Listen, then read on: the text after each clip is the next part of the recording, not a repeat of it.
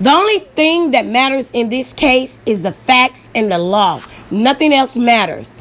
Who and how people are supporting Karmelo doesn't affect anybody that don't like it. Karmelo being inside that tent is not against the law. Austin had no authority to demand him to leave or try to remove him. When Austin put his hands on him, that's when it became assault. Whether he pushed him, shoved him, grabbed him, or punched him, it's assault. Austin was the primary aggressor in the situation. He assaulted him not once, but twice. And this is according to the police report. And another thing about the police report, it's just a brief report. In that moment, he used the knife as a weapon, but he did not intentionally bring the knife to the track meet to use as a weapon. This incident is revolved around children, so they're not going to release the entire video. And when they do release the video, it's only going to be a small snippet. When they do release that small snippet, we will see Austin assaulting Karmelo before the stabbing. And or they might release a small snippet of him approaching Karmelo.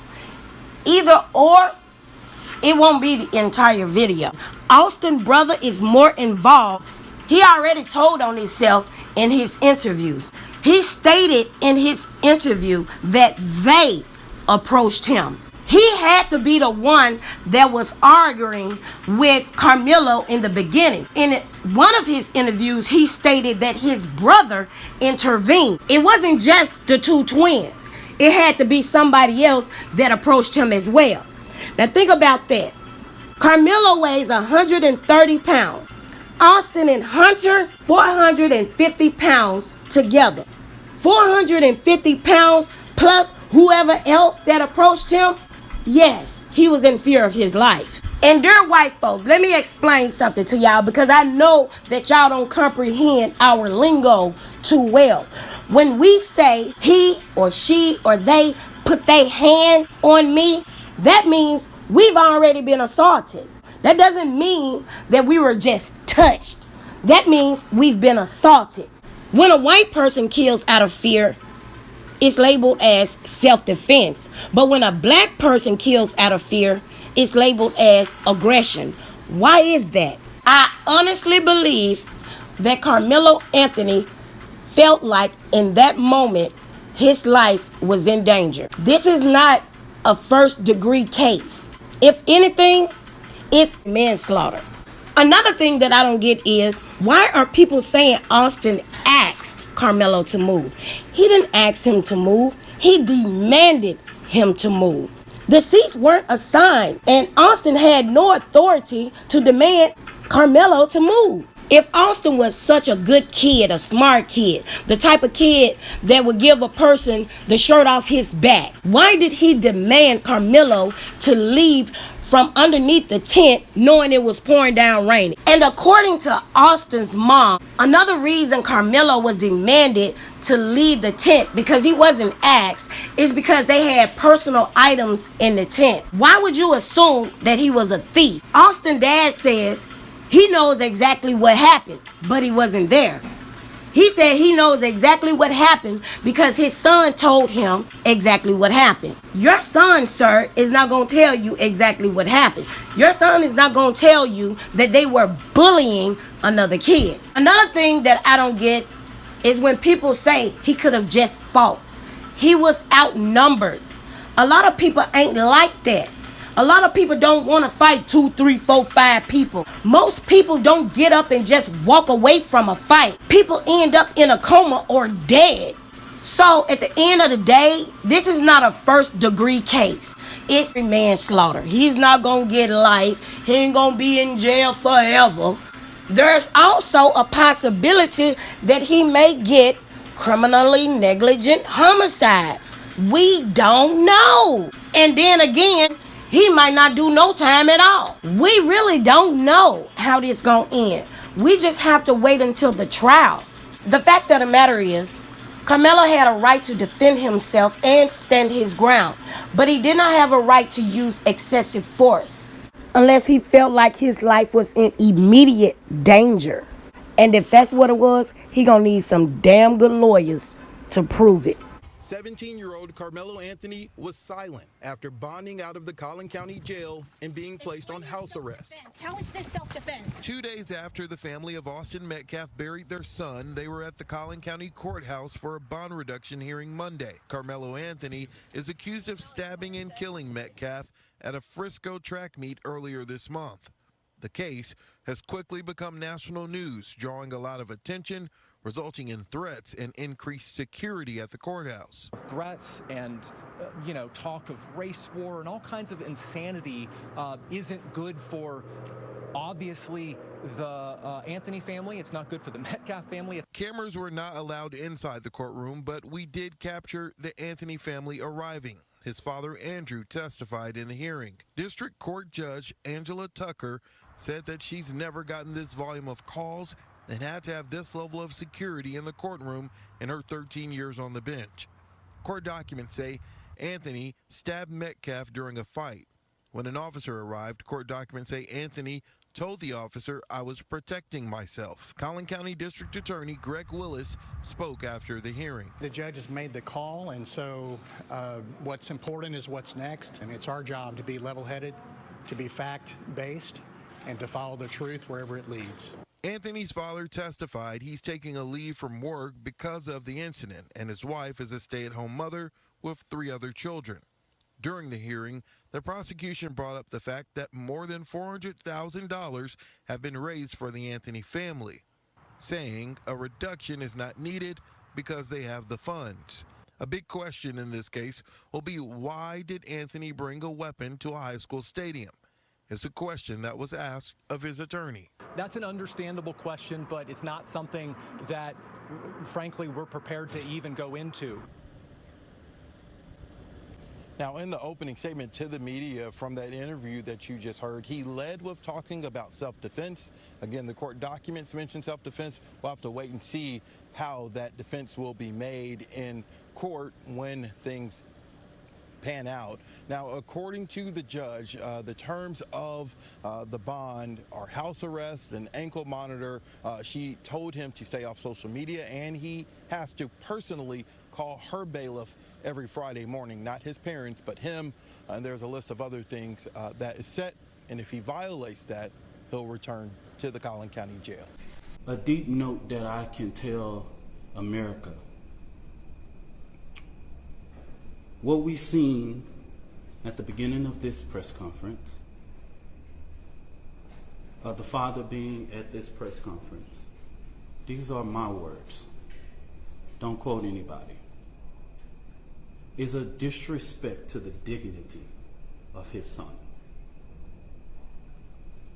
Next Generation Action Network from the beginning has respected the loss of life. No matter our opinion of it, we have kept our opinion close. We have not attacked. We have not shared the information that was shared with us about Austin Metcalf, because we respect the dignity of life and loss. And as a minister, I would not attack a grieving family, even if I disagree with them. When I have stood before this podium for people who have died at the hands of law enforcement, I have asked for that same manner of respect.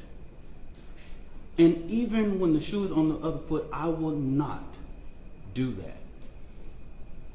And all I'm going to say, so it don't be asked later, is that was disrespectful and just shows you all the character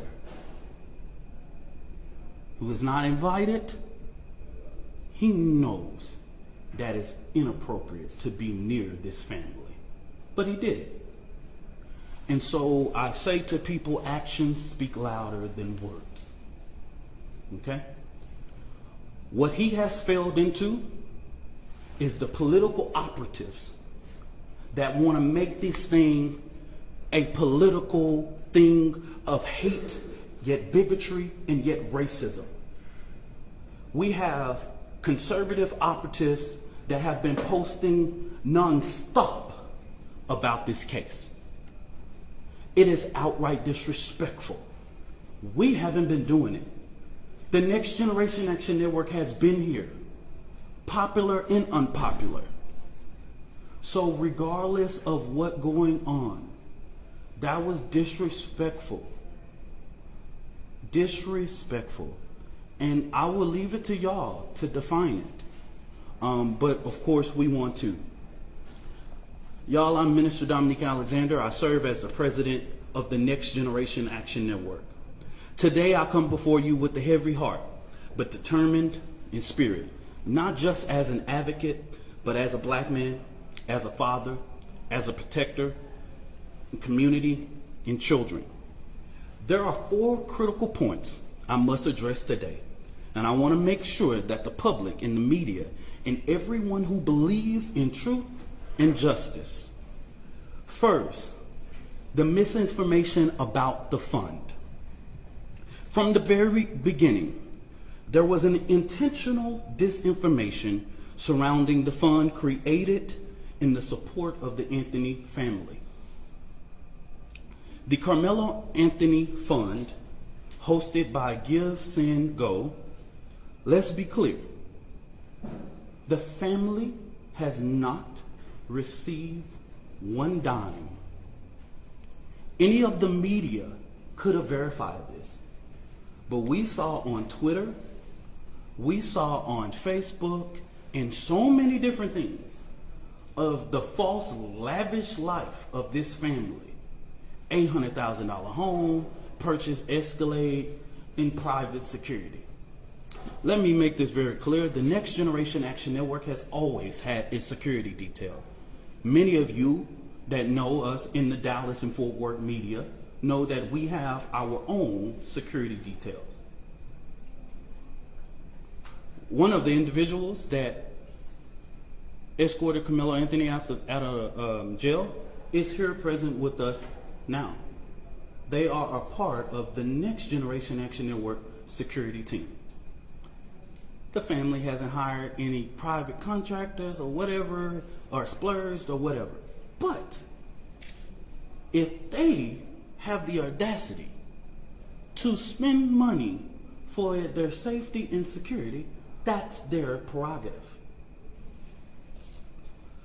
The family has not withdrawn, and just until recently, just yesterday, they were officially notified by Give, Send, Go that they could start the withdrawal process. But if anybody know about this process, they know that that takes about 2 to 3 days to withdraw from that and actually hit any account. But this blatant propaganda wasn't just about the fund. It was to discourage the public from giving to the fund. That's what this was about. Because just like TMZ was able to call, Give, Send, Go, everybody in the media, in these news outlets that I've never heard before, could have did the same thing. When I first called Give, Send, Go, they gave me every information that I needed. Okay? So that's what I'm going to say on regards to that. Let me make this very clear. This family never authorized a single fund on the GoFundMe platform. All of the funds that were raised on the GoFundMe platform were fraud. Okay? The family was the first to report these funds. One of the funds we identified raised up to $11,000. So a post about anything that stated that GoFundMe took everything down regarding Karmelo Anthony, that was at the request of the family in their supporters. This family never tried to create an account on GoFundMe. The Next Generation Action Network is very well aware of the company's policy regarding raising funds for legal defense. Okay? Since this tragedy unfolded, the Anthony family has been subject to unimaginable amount of hate, racism, threats to their safety. People have sat outside their house, sent objects delivered to their door, publicly harassed, online and in person. This is not just about Karmelo. It's about the family who dared to stand and demand justice in a return and receive ugliness that racism in this country still breeds. But let me say this loud and clear. We are not scared. We are not moving. We will not be silent. What I've always said as the president of the Next Generation Action Network, we will never ask a Frisco ISD, right? There are clear guidance in the state and education code regarding expulsion of a student. We have asked several times. We didn't just rush. We have had these conversations over the last several days.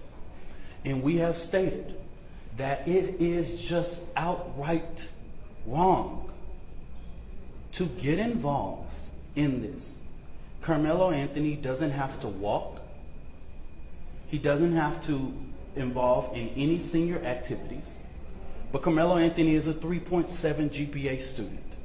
And if he doesn't even go to class for the remainder of the year, he would graduate, okay? We've asked that Frisco do not make a decision in this situation. But Frisco ISD has notified of their intent to expel Karmelo Anthony from school 1 month before his high school graduation. That just shows me that Frisco ISD is trying to push off the blame. And what I have not heard the media say, as many media outlets have asked us what went on, I'm trying to find how many of y'all have asked the superintendent or one single board of trustee, why didn't you cancel or postpone? With weather in that magnitude, you couldn't have a track meet in rain or thunderstorm or clouds. Y'all are the media. Ask your journalists, your weather journalists, how the weather was that day and that time. Y'all do that research. Because as a person who is the administrator of your children, you are responsible for the safety of the children. And so it seems as if Frisco ISD is trying to push this off by making this decision that they do not have to make. So the Next Generation Action Network, outside of the legal process, will be going through different avenues regarding to ensure that we fight for the rights of Karmelo Anthony. Okay? So in the next coming days, we will be announcing to the public. We will do direct action outside of Frisco ISD administration office because this is outright wrong. You are getting involved in a process that even the legal process has asked us to respect. And we're asking you to do that same thing. You do not have to get involved in this situation. But it seems that even with us going and meeting or having conversations, they have made their mind up. And we want to make sure that the records, that we talk truth to power in regards.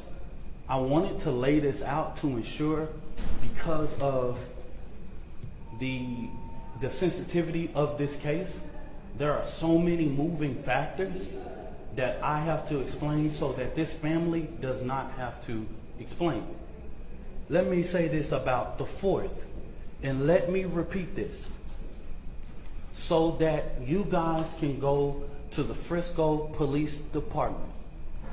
The reason why the family or me or anybody with direct knowledge of this cannot talk about the particulars of what happened in that tent, I know you know this is all law, is because if anybody tell you there was an adult near or inside or whatever, this current investigation knows nothing about that. Everybody involved at this point of our knowledge are minors. In the state of Texas, you know we cannot release or talk about minors. So stop asking us the question. Stop. It's no. We can't even do it if we wanted to. Okay? We can't talk about it. So don't ask. There is a court of law that will express everything, will lay out everything. We can't talk about it if we wanted to.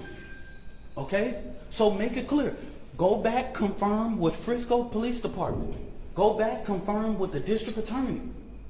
Even in the bond hearing, you didn't see a single thing said about people that was indirect. They're minors.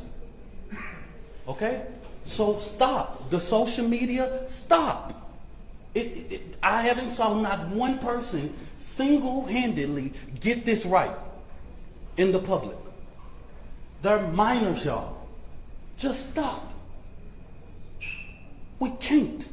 Don't send another inquiry to NGAN, inbox, do this, all of that. That's the reason why we felt like it was important to do this press conference today.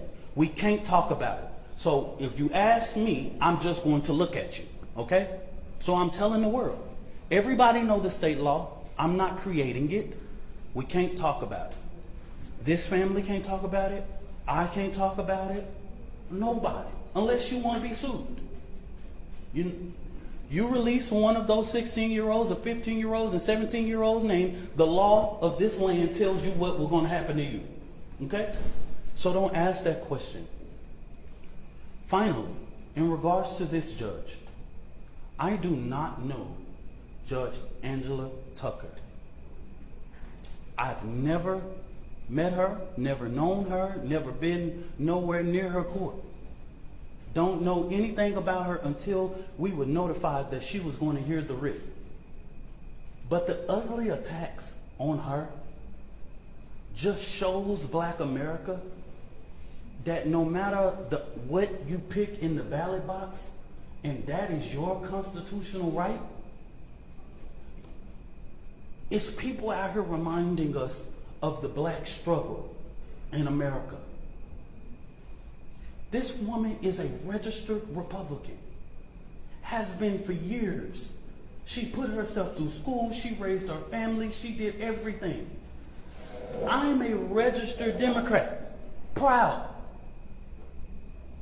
I'm the chair of the Dallas County Democrat Resolutions Committee. I don't know that woman. And to call her leftist is just downright disrespectful. The bond that was given is according to law and consistency with practice. If Aaron Dean can get a $300,000 bond when he killed a Tatiana Jefferson, Karmelo Anthony can get a $250,000. If Amber Geiger can get a $200,000 bond when she kills Botham Judd in his own home, he can get a $250,000. If Roy Oliver can get a $250,000 bond after he kills Jordan Edwards, all white officers, why couldn't Karmelo Anthony be entitled?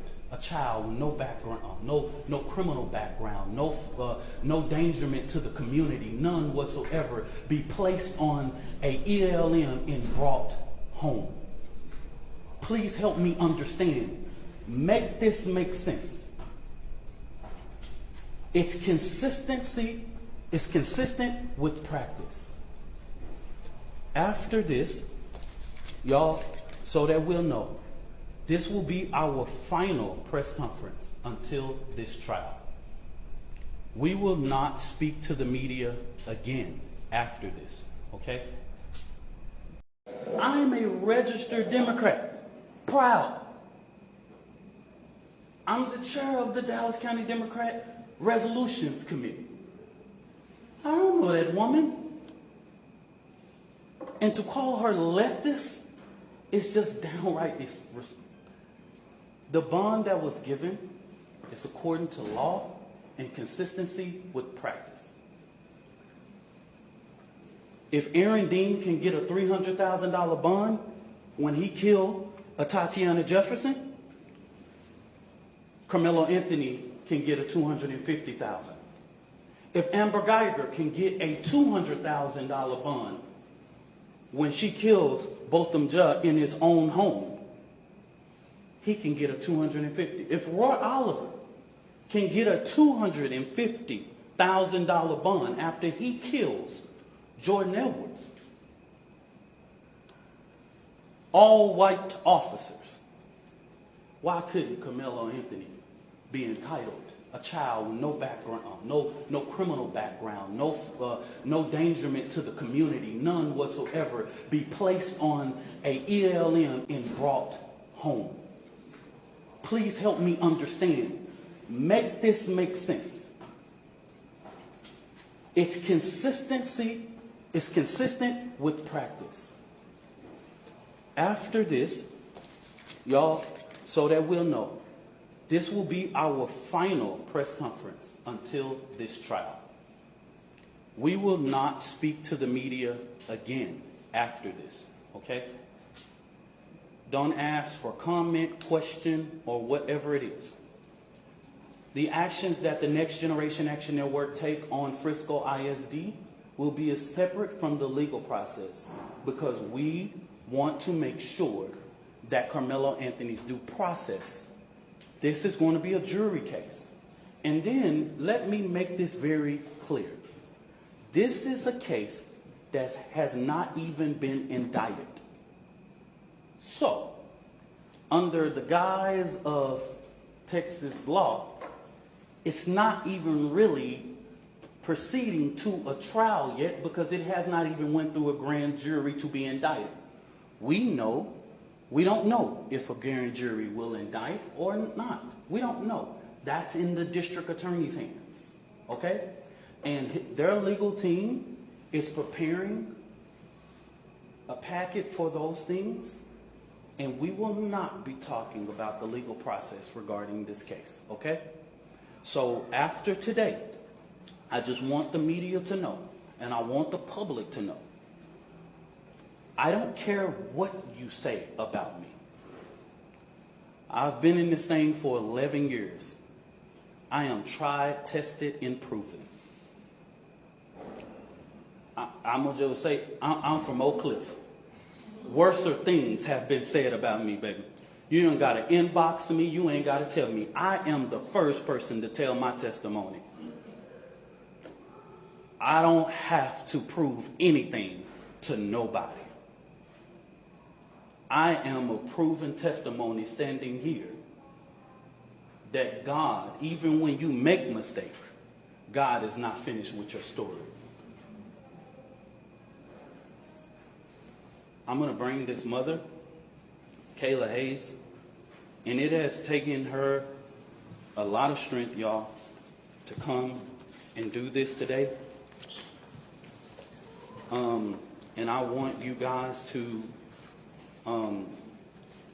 respect her as she reads this and giving her the respect that she deserves, y'all.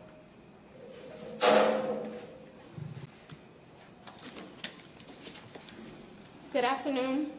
My name is Kayla Hayes. I am the mother of Karmelo Anthony. 3 years ago, my family moved to North Texas searching for a better life. Like so many other families, we wanted to give our children the future we did not have.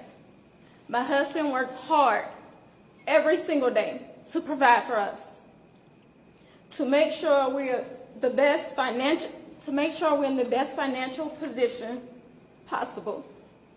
As a stay-at-home mom, I made it my life's mission to ensure our children are loved, nurtured, and supported every step of the way. In wake of this tragic incident, our family has been under attack.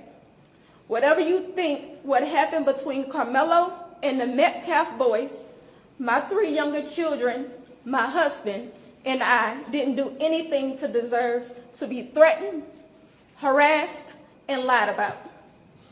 The lies and false accusations that have been said about us, especially over the past week, has been overwhelming. The lies and their amplification put my family in danger, as well as everyone in our community, everyone involved in the investigation, from the police, the attorneys, and the court staff. Our address and my husband's previous employer's address has been put on all social media platforms. My husband had to take a leave of absence because he's afraid what may happen to our family. His mental health is deteriorating day by day. We have endured death threats. My 13-year-old daughter is afraid to sleep in her own bedroom because she's fearful of what may happen to her. And let me be clear, the claims that were used about the public donation to buy a home or anything else are completely false. We have not received a single dime from the Give, Send, Go fundraiser. And the co-founder has stated that clearly. In the reality, we were just notified yesterday that we could begin to withdraw funds. And it still takes several days to receive those funds once a request is made. I don't know why we are being targeted and discriminated against before a fair trial. Our son deserves the same rights under the law that everyone is afforded to. He's been raised in a 2-parent home with structure, stability, love, and we put God first in everything that we do. We believe in the Constitution, we believe in the laws of this state, but those laws must apply to all of us, not just some of us. To be clear, we will not speak publicly about specific details of what happened under the tent on that rainy and awful day. There's an active investigation that everyone involved wants to be full and fair. We believe in the legal process, and that is where the truth will come out. To the family who experienced the loss, my heart truly goes out to you. To those who have supported my family, thank you from the bottom of our hearts. We ask for your continued support, patience, and prayers as we navigate this difficult process. Thank you. Y'all, I'm going to show something up of a post. You come for me, I come for you. Sarah Fields. Never heard of this woman. This is the kind of despicable things that led to the father being here. Political operatives motivating this family with hate. Karmelo Anthony posted on something that shows, posted here. These are the type of lies that are threatening this family. Posting the family's picture. These are the type of lies. She's getting millions of views on this. Sarah, she's even came after me. She's even said all of those things. And now that the public knows exactly what is going on, I ask, because these racist bigots try to prevent us from standing up for our baby, our boy. He should be afforded the same rights that Kyle Rittenhouse had, Daniel Penna, and all of the people who have claimed whatever their defense was. He should be afforded the same right. Nobody in the public media has one video camera, but we got the video of Kyle Rittenhouse with an AK-47 shooting 3 people in the back. We got that. And he raised more than $2 million publicly, and nobody says anything. So since they tried to come for us, I call for the community's overwhelming support for this fund. The disinformation that was put out was literally deliberate to prevent you from helping this family. And I want you to give overwhelming support to show them the community united can never be divided. And I'm going to say this again, and this is for everybody. Black people in America, while the current occupant sits at 1600 Pennsylvania, black people in America don't have to pull the race card. It's what we live as a reality every day. It's what we have to teach our children. We don't want to, but we have to. We don't like to, but if we want to sleep at night, we got to. I ain't pulling no race card. I live it. I'm reminded all the time that I'm a black man in America. And what y'all just showed to Judge Tucker is just reminded that hate and bigotry and racial reconciliation in this country, we have respected the process. I believe that Austin Metcalf is about to have his funeral. And I wouldn't dare, even with the information I know, and plenty people can share that and all that, but we have prevented from speaking about that in these type of public forums. It will come out. They have a more than well-capable attorney, and this family will go through a process of being able to get prepared for this trial. So I just say this real quick. This is our final time speaking to public and holding a press conference regarding this particular case. Now, the Next Generation Action Network will talk about Frisco ISD, but we will not do this. I will not ask this mother to do this again. The attorney will not. We won't do this again. Don't ask. We will see you at trial. Whatever venue that is, we will see you there. I stand 10 toes down supporting this family. And I want to thank all of the community leaders and people that I have seen that have came here today. Bishops and pastors and clergy, community leaders with respectability in this community. I see them today. And I want to thank them for their presence, because this family needs strength right now. Thank you, and God bless you.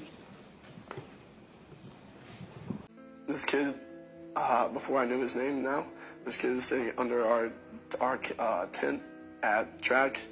We asked him to move. He started getting aggressive and talking reckless. And my brother stepped in and said, "You need to move." And he's like, "Make me move." Also grabbed his backpack. The kid, I tried to whip around as fast as I could, but I didn't see the stab. But then I look at my brother, and then I'm not gonna talk about the rest. So just that's what I saw, and I try to help him. But... So it was a really bad storm in the morning, and they had a lot of delays. And me, my brother, a couple of kids were walking back from the field house of the middle school, because we attended that middle school when we went to middle school, and we were saying hello to old coaches and catching up with them. And then we're walking back to our stand where we put our tent up, so all the bleachers were right there were not wet from all the rain. We come back, we sit down, and this kid said something behind me. I've never met this kid my entire life, never knew who he was. Said something just inappropriate and uncalled for, and I turned around and asked him who he was. He started getting really aggressive. My brother stepped in. He started being, how he always is with me, just brothers, just having my back. And things started getting more higher intensity. And the kid said some aggressive stuff, reckless stuff. And also try to handle the problem. And yeah. Austin was always one to step up. He always was one to step up and be the person that would do the right thing. And he was doing the right thing by saying to this gentleman that you're not supposed to be in this tent. This is because they have personal items there. A lot of stuff gets stolen, just like that, just precautions and stuff. And our coaches always told us don't let, other schools, mess with our stuff, just sit around our tent area. And we set that up for the girls' track every meet we had. So it's just he knew he wasn't supposed to be there. And it's just a tragedy what happened. And then what happened, Austin? After your brother stepped up, what happened then? He stepped up over there, asked him to move, got aggressive, he grabbed the bag, and then I whipped my head around, and then all of a sudden I see him running down the bleachers, grabbing his chest, just blood rushing out. He said, he got stabbed, First I froze for half a second. I didn't know what to do. And then I saw him about to fall. I went to go over there. I grabbed him. I see. Stop. Yeah, I understand. Best I can to understand. Yeah, you can see, you can picture what happened when what was coming out of his chest, and yeah.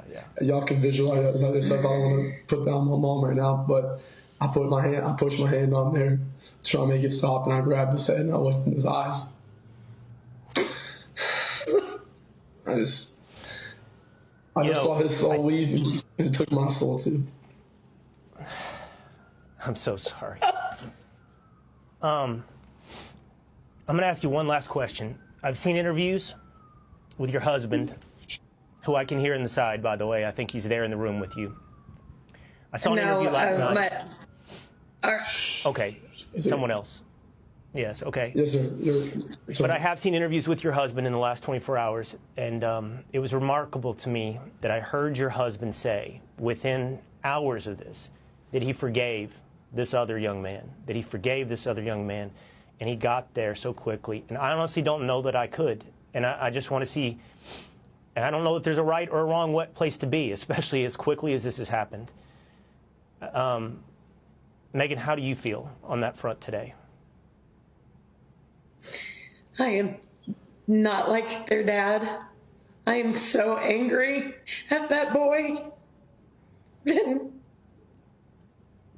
it's just not fair. That's all I have. I understand. I'd like to say it's forgave, not forgotten, but I'm not at that point yet to forgive that kid for what he did to my brother. Because, 17 years, my best friend, just there in the blink of an eye, I lost him. So I'm not at that point to forgive and forget, but eventually I will. But I pray for his family.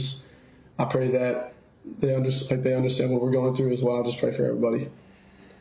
I totally understand where both of you sit today on that front. I don't know that I could either. That's why I found it remarkable when I heard that from your husband. But everyone has to go through this their own way.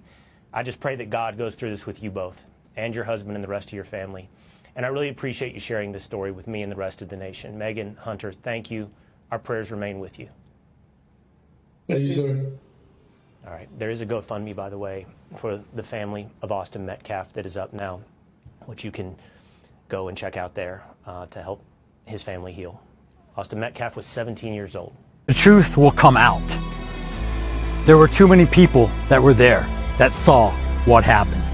My own son told me what happened. There was never a punch even thrown. So I don't care. There was never a phone broken.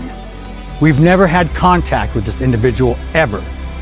So unless you were there, I don't appreciate all the gossip and all the mistruths that people are speaking at this moment. It was raining. They got rained out like crazy bad. Everybody trying to get back to their cars or get in, places where they, wouldn't get all extra wet at.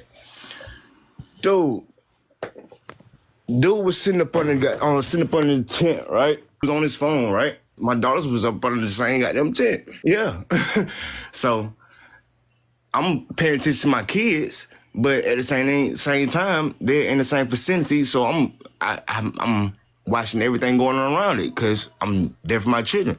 So dude walks up, McKellen, bro, he wasn't even under the tent at the time. They came from a whole separate tent and walked over there.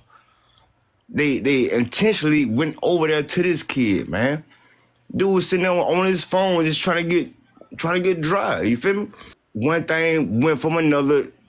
They grabbed this man and they tried to punch on dude. Dude went in his bag and they went to try to jump this dude and punch on this dude, man. And he protected himself, dude. That's what happened. Yeah. It wasn't just one. It was both of them, bro. Austin, that dude that got unalive, and his brother physically went over there to intentionally. It's not to the point that he brought a knife. For one, it wasn't on school property. The school is at least 5 to 10 miles away. It was community track meet, bruh. It wasn't a school track meet. So he had the right to have a knife.